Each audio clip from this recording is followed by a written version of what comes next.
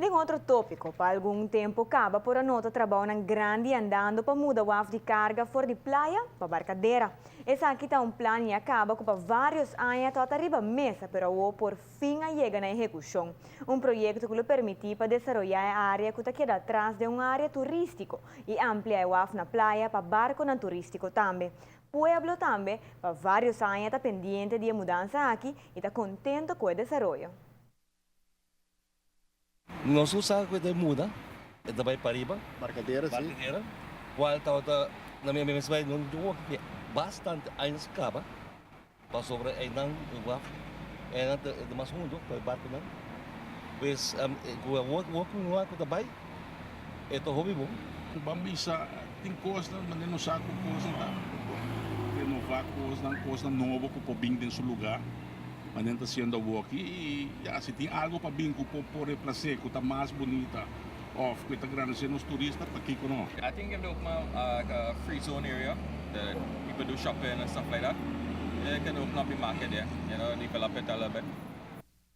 A Horta plana para desenvolver a área que queda baixa depois que o container não ocupa anos largo nos mira riba LG Smith Boulevard de parque. Parque que pode atrair turistas não barra fora de barco cruzeiro, pero também para local não passa rato ameno com bonita vista para mar. Pone algo outro, pero menos aqui, porta por develop se você quer. Essa é provavelmente uma ideia, não? Mas escute que não quer pôr parque, porta essa é a melhor solução, não? That is a good idea. You have a nice sea view. You can see the ships come in. You can go down in the evening. That's like how they do the airport area there. On evenings you park up, you take a look at the planes, stuff like that. It's a good idea. Bom, ele cria algo bom. Se tem parque depende que sorte com nascer também. Então, se está algo que já mas não se mira linha parque, não está cana, ela está hopiando na pia, ou algo que está dependendo de hobbies, maneira de parque também.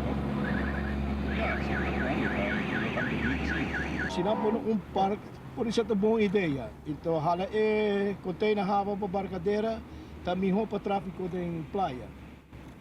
E essa situação está virando melhor agora. Tem diferente parque rond nos islas que recentemente por mira da hopi usa tanto para local como turista. Agora pronto lo por goza de mais, embellecendo Aruba e risando a qualidade de produto Aruba.